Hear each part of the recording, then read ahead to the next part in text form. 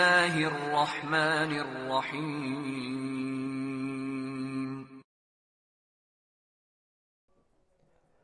السلام علیکم ورحمۃ اللہ وبرکاتہ۔ پیارے دوستو، آج ہم آپ کے لیے مولا علی رضی اللہ تعالیٰ عنہ کی کرامات کا ایک حیرت انگیز واقعہ لائے ہیں۔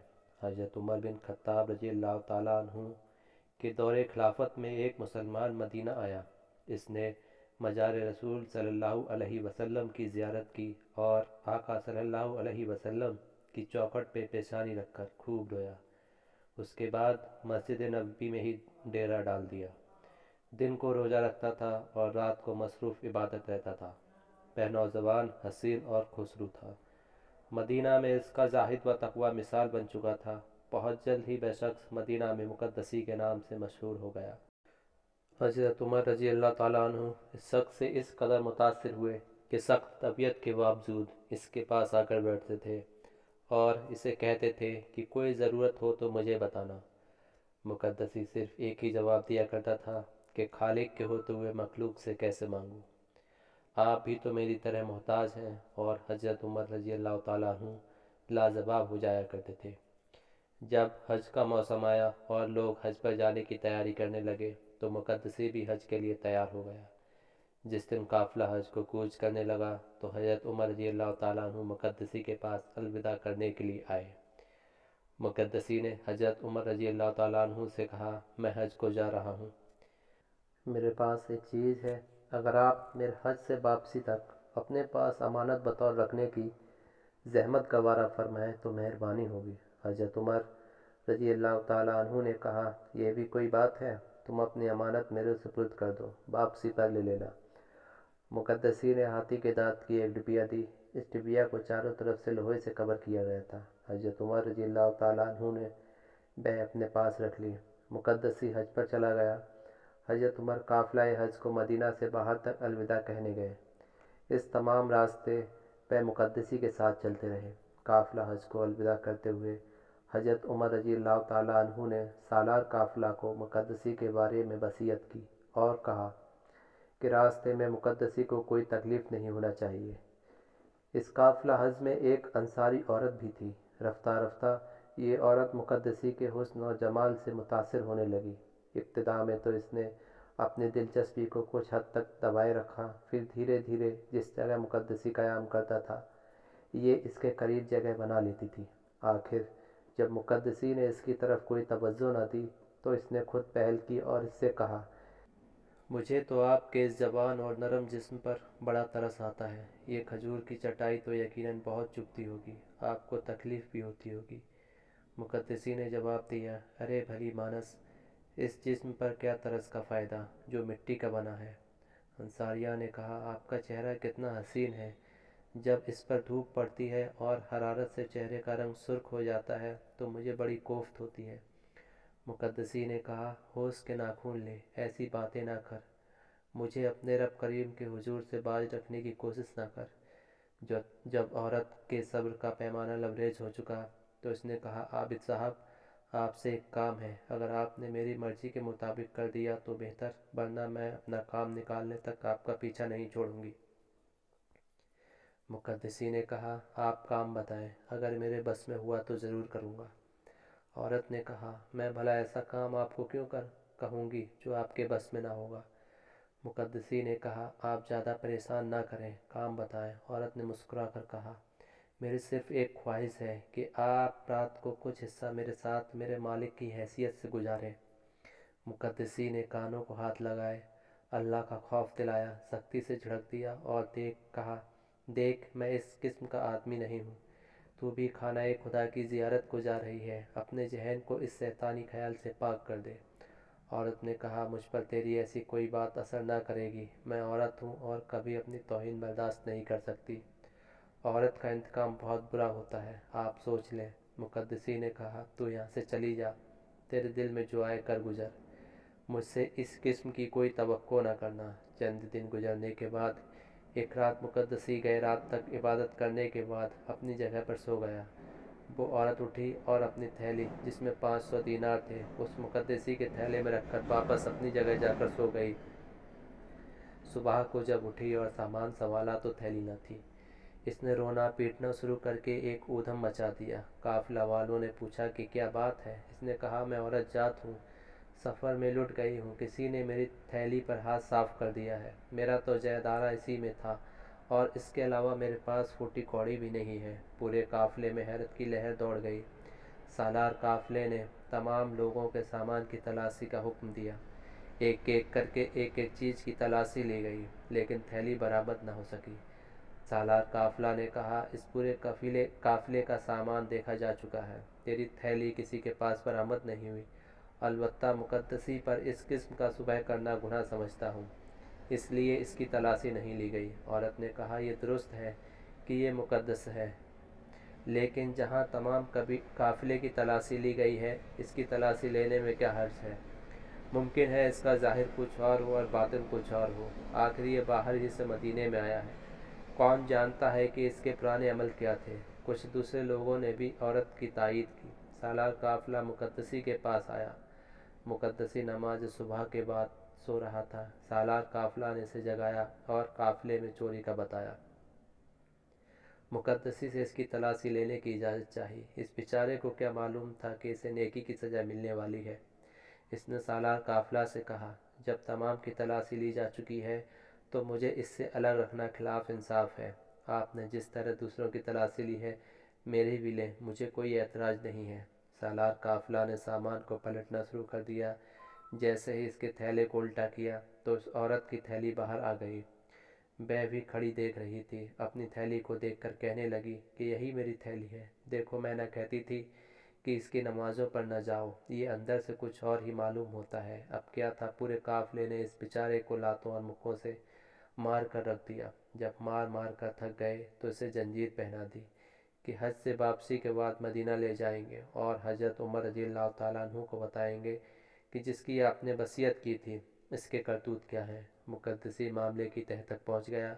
इसने अपना फ़ैसला अल्लाह पर छोड़ दिया और जो कुछ ही इसे कहा गया किया गया, इसने किसी से एक लफ्ज़ तक ना कहा। लोगों के ताने और मार सब कुछ खामोशी से सहता गया। जब मक्का पहुंचा तो इसने सालार काफिला से गुजारिश की कि आप भी हज के लिए आए हैं और मैं भी इसी नियत से आया हूँ। आप जो जमानत लेना चाहें ले लें और मुझे हज के लिए आज़ाद कर दें। मैं अपनी मर्ज़ी से हज करना चाहता हूँ।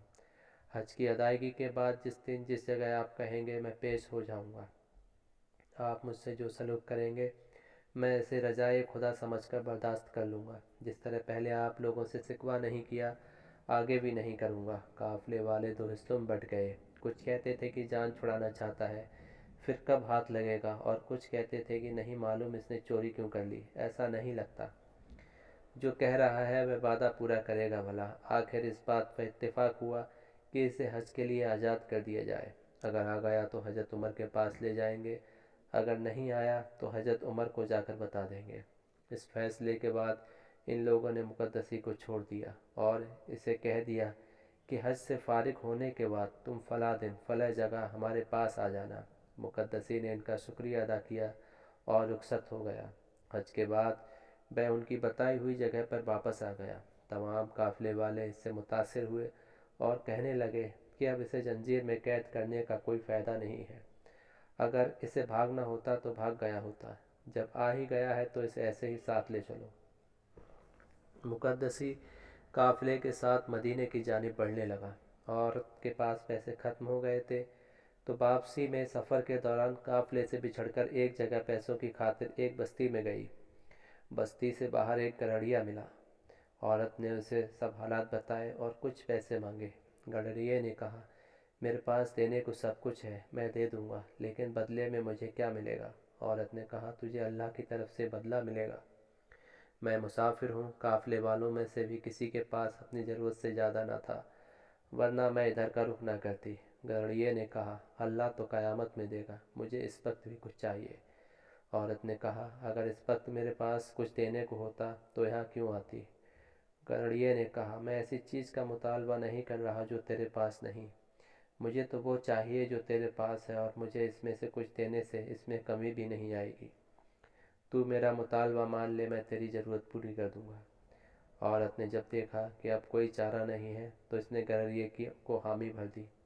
वहीं आड़ में औरत ने गडरिये का मुतालबा पूरा कर दिया और गडरिये ने औरत को पैसे दे दिए। वहाँ से फारिग होकर औरत फिर काफ़िले में वापस आ गई। अभी तक काफ़िला आराम कर रहा था। सफ़र में 2 या 3 दिन गुजारने के बाद एक दिन औरत रफ़ा हाजत की खातिर खलवात में गई। वह फारिग होकर वापस आ रही थी कि एक ज़ईफ़ उम्र शख्स ने उसका चेहरा देखकर पूछा, क्या तू हामला है? औरत ने कहा, नहीं, मैं तो हामला नहीं हूँ। बूढ़े ने कहा, मुझसे छिपाने की ज़रूरत नहीं।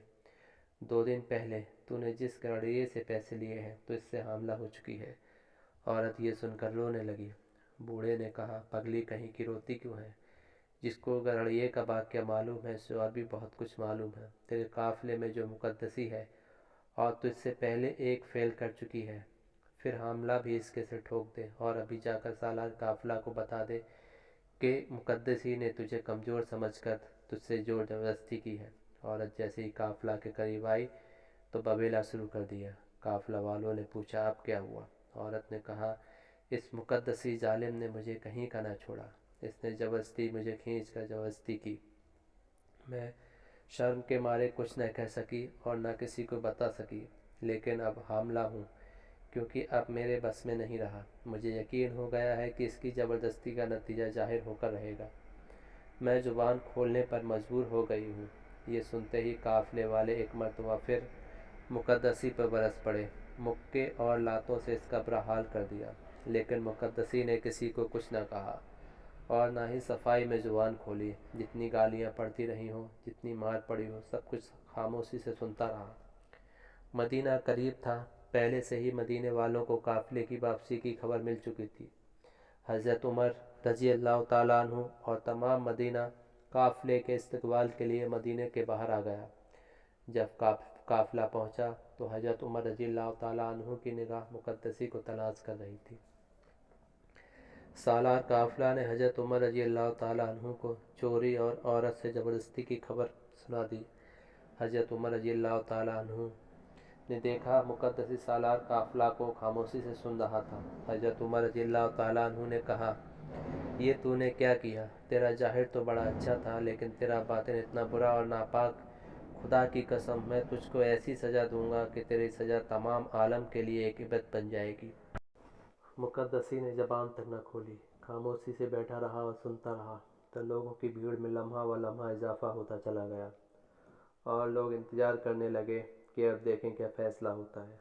कि इतने में हज़रत अली रज़ी अल्लाह ताला अन्हु तशरीफ़ ले आए। हज़रत उमर रज़ी अल्लाह ताला अन्हु ने तमाम वाक़या हज़रत अली रज़ी अल्लाह ताला अन्हु को बताया। आपने मुक़द्दसी को देखा कि वह सर झुकाए खामोश बैठा ज़मीन को देख रहा है। हज़रत अली ने फरमाया कि मैं अली खुद गवाही देता हूँ कि ये मुक़द्दसी बेकसूर है। इसने ना तो ज़िना किया है और ना ही चोरी की है। हज़रत उमर रज़ी अल्लाह ताला अन्हु ने ये बात सुनते ही अपनी जगह छोड़ दी। हज़रत अली रज़ी अल्लाह ताला अन्हु के पास आ खड़े हुए और फरमाने लगे, ये अल्लाह वाला कैसे हो सकता है? भला कोई औरत अपने आप को दागदार करती है? हज़रत अली ने औरत को अपने पास बुलाया और फरमाया, शराफत से अपनी पूरी दास्तान इन लोगों के सामने बयान कर दे। औरत ने कहा, सालार काफ़िला ने मेरी थैली इसके माल से बरामद की है। पूरा काफ़िला चोरी का गवाह है। जहाँ तक जिना का ताल्लुक़ है तो जिना गवाहों के सामने नहीं किया जाता। बात यह है कि इसकी किरत बड़ी हसीन और दिलकश थी। काफ़िले वाले जानते हैं कि मैं इसकी किरत सुनने की खातिर इससे करीब तर रहती थी। एक रात जब काफ़िले वाले सो गए तो मैं इसके करीब ही इसकी किरत सुन रही थी कि जब मैं समा में मग्न हो गई तो इसने अचानक जल्दी से मुझे दबोच लिया कि मैं हिल न सकी और रुसवाई के खौफ से फरियाद तक न कर सकी। जब मुझे हामला का यकीन हो गया तो मेरे पास इजहार के सिवा कोई चारा न था। अल्लाह तुझ पर लानत करे, तूने दोनों बातों में झूठ बका है। फिर हज़रत अली रज़ी अल्लाह ताला अन्हु हज़रत उमर की तरफ मुड़े और फरमाया, ए अमीरुल मोमिनीन, इस नौजवान ने हज पर जाते हुए आपको अमानत दी थी। हज़रत उमर ने फरमाया, बिल्कुल, मेरे पास इसकी अमानत मौजूद है। हज़रत अली ने अर्ज़ किया, आप ऐसा करें, वह हाथी दांत की डिब्बी जिस पर लोहे का कवर चढ़ा है इस जवान की अमानत दरबार में मंगवा कर अपने पास रख लें। फिर मैं आपको असल वाक़े से आगाह करता हूँ। हज़रत उमर ने डिब्बी मंगवाई और इसे अपने पास रख लिया। हज़रत अली ने औरत को अपने पास सामने खड़ा किया और फरमाया, اب میں جو کچھ پوچھتا جاؤں سیدھی سیدھی بات بتاتے جانا، ورنہ تجھے معلوم ہونا چاہیے کہ میں تیرے سب مکر فریب میں گواہوں کے کھول کر رکھ دوں گا۔ عورت کا جسم پسینے سے سرابور ہو گیا اور تھر تھر کانپنے لگی۔ حضرت علی نے فرمایا، کیا تو نے فلاں مقام پر اس زبان کے پاس جا کر اسے دعوت جنا دی تھی؟ آپ نے عورت کے وہ جملے دہرائے جو اس نے زبان کے جسم اور چہرے کے متعلق کہے تھے۔ آپ نے مقدسی کے دونوں جواب بھی دہرائے۔ عورت نے کانپتے ہوئے عرض کیا کہ میں نے دعوت جنا دی تھی۔ آپ نے فرمایا، اس زبان کے انکار پر تو نے اسے دھمکی دی تھی کہ اگر تو نے میری بات نہ مانی تو میں عورتوں جیسا مکر کروں گی، تو ذلیل ہو جائے گا۔ عورت نے عرض کیا، میں نے کہا تھا۔ حضرت علی نے فرمایا، ایک رات جب مقدسی نوجوان سب بیداری سے تھک کر سو رہا تھا تو نے اپنی تھیلی اپنے ہاتھ سے اس کے سامان میں جا چھپائی تھی۔ عورت نے عرض کیا، میں نے یہ کام کیا تھا۔ حضرت علی نے سالار قافلے سے فرمایا، جب تو نے تمام قافلے کی تلاشی لے لی تھی اور اس عورت کو بتایا تھا کہ مقدسی کے سوا تمام قافلے کا سامان دیکھا جا چکا ہے، تیری تھیلی برآمد نہ ہو سکی، تو اس نے تجھے مقدسی کی تلاشی پر آمادہ کیا تھا۔ سالار قافلہ نے کہا، بالکل اس نے یہی الفاظ کہے تھے جو آپ نے فرمائے ہیں۔ آپ نے عورت سے کہا، واپسی پر جب تیرے پاس پیسہ ختم ہو گیا تو نے فلاں مقام پر جب قافلہ رکا تو پیسے کی تلاش میں فلاں بستی کی طرف گئی تھی۔ عورت نے عرض کیا، جی ہاں ضرور گئی تھی۔ آپ نے فرمایا، بستی کے باہر تجھے فلاں بن فلاں رنگ اور شکل کا گرڑیا ملا تھا؟ عورت نے کہا، ہاں ملا تھا۔ آپ نے فرمایا، تو نے اس سے پیسوں کا سوال کیا؟ عورت نے کہا، میں نے پیسہ مانگا تھا۔ آپ نے فرمایا، جواب میں اس نے بھی تجھ سے کچھ مانگا تھا؟ عورت نے کہا، اس نے مانگا تھا۔ آپ نے فرمایا، کافی تکرار کے بعد تو اس کا مطالبہ پورا کرنے پر رضامند ہو گئی تھی؟ عورت نے کہا، میں رضامند ہو گئی تھی۔ آپ نے فرمایا، تو نے گرڑیے کا مطالبہ پورا کیا اور گرڑیے نے تیری ضرورت پوری کر دی تھی، تجھے خیال نہ رہا لیکن تجھے حاملہ ہو گیا۔ 2 دن بعد فلاں مقام پر تو رفع حاجت کے لیے گئی تھی؟